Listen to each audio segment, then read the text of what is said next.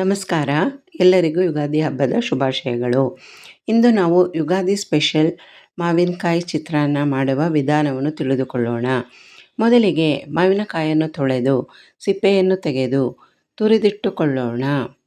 ಮಾವಿನಕಾಯಿ ತುರಿ ರೆಡಿಯಾದ ನಂತರ ಒಂದು ಬಾಣಲೆಯನ್ನು ಒಲೆಯ ಮೇಲಿಟ್ಟು ಅದಕ್ಕೆ ಒಂದು 4-5 ಚಮಚ ಎಣ್ಣೆಯನ್ನು ಹಾಕಿ, ಎಣ್ಣೆ ಬಿಸಿಯಾದ ನಂತರ ಸಾಸಿವೆ ಹಾಕಿ, ಸಾಸಿವೆ ಚಟಗುಟ್ಟಿದ ನಂತರ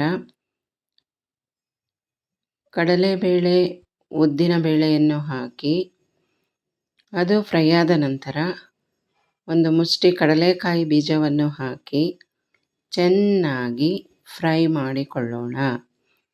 ಕಡಲೆಕಾಯಿ ಬೀಜ ಚೆನ್ನಾಗಿ ಫ್ರೈ ಆದ ನಂತರ ಅದಕ್ಕೆ ಸ್ವಲ್ಪ ಅರಿಶಿಣದ ಪುಡಿಯನ್ನು ಹಾಕೋಣ.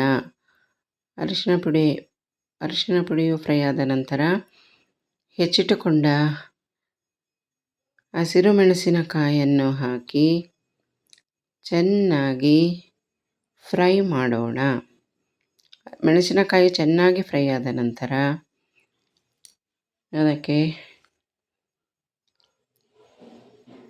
ತುರಿದಿಟ್ಟುಕೊಂಡ ಶುಂಠಿಯನ್ನು ಹಾಕೋಣ ಮತ್ತು ಸ್ವಲ್ಪ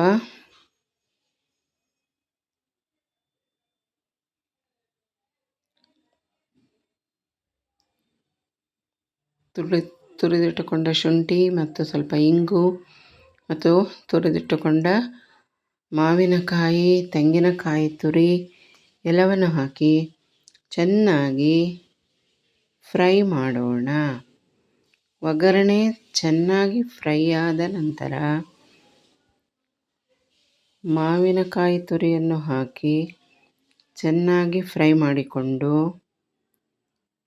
ರುಚಿಗೆ ತಕ್ಕಷ್ಟು ಉಪ್ಪು ಮತ್ತು ತೊಳೆದು ಹೆಚ್ಚಿಟ್ಟುಕೊಂಡ ಕೊತ್ತಂಬರಿ ಸೊಪ್ಪನ್ನು ಹಾಕಿ ಮಾಡಿಟ್ಟುಕೊಂಡ ಅನ್ನಕ್ಕೆ ಹಾಕಿ ಚೆನ್ನಾಗಿ ಬೆರೆಸಿ ಕಲಸಿಕೊಂಡರೆ ರುಚಿಕರವಾದ ಮಾವಿನಕಾಯಿ ಚಿತ್ರಾನ್ನ ಸವಿಯಲು ಸಿದ್ಧ. ಧನ್ಯವಾದಗಳು. Please do like, share and subscribe.